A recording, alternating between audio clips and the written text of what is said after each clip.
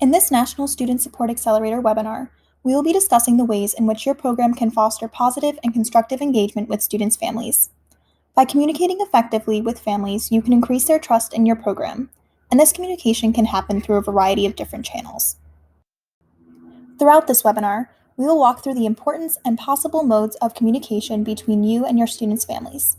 We will first explain how an introductory statement can be used to begin this program-family relationship, and then describe how phone calls, texting, emailing, using shared drives, and meeting face-to-face can be strong ways to communicate with students' families.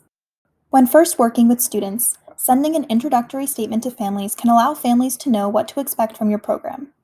If your program will take place within a school, any family communication should be coordinated with administrators and teachers beforehand, especially if it might make more sense for one of these people to introduce your program to families first.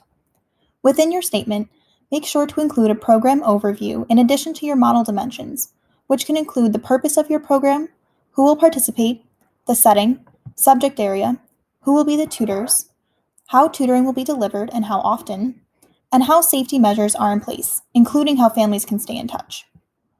An introductory statement should answer the initial questions that families will have, so it's important to clearly describe to families the logistics of the program that their student will be participating in.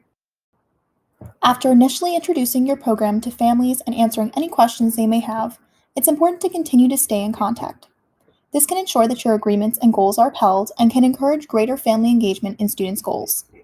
Depending on your program's design, tutors may communicate directly with families. This can be a good option when tutors are more experienced teachers or paraprofessionals, and your program should provide clear expectations and even training for this type of communication and relationship building with families. Other programs may have a designated staff member or classroom teacher communicate with families and liaise with tutors. One option for communicating with families can be through phone calls.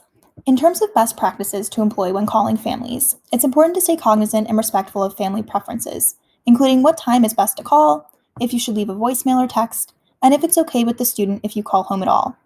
Consistently practice doing things like always remembering to ask if it's a good time to talk, leaving a voice message, using the same phone number consistently, and considering asking families to come talk in person if you need to have a longer conversation.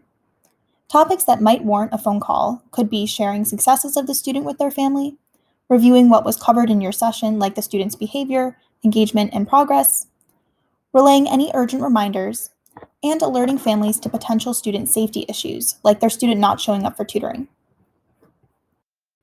Texting can also be a great way to stay connected with families, but it's important to still maintain a formal and professional relationship even with this more relaxed form of communication. Make sure to always introduce yourself and the program when first texting families. Personalize your messages, keep your messages short, and only send messages that are important and urgent now. Also, make sure that your messages are actionable, which will ensure a positive response from the recipient.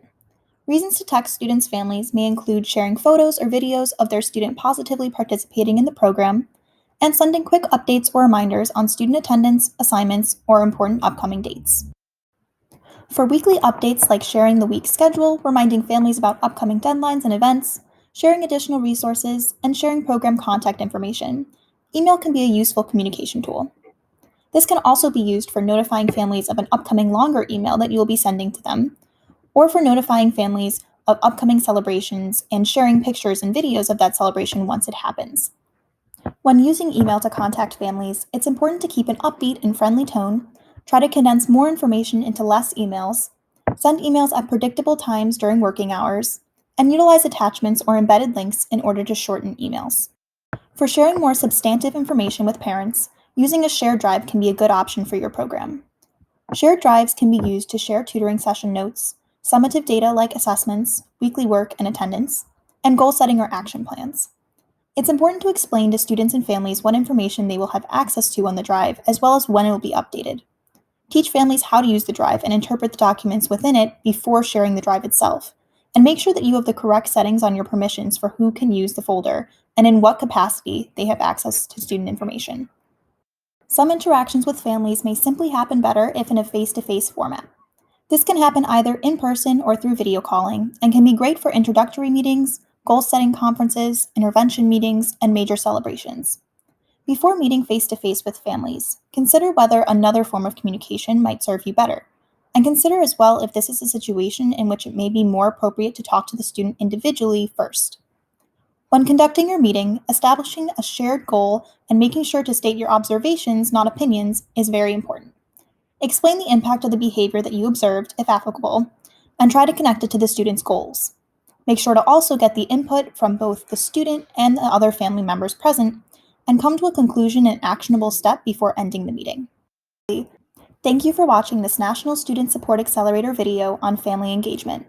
Be sure to check out the Accelerator website at the link below to find the complete collection of Accelerator tutoring tools, including those utilized in this video. Thank you.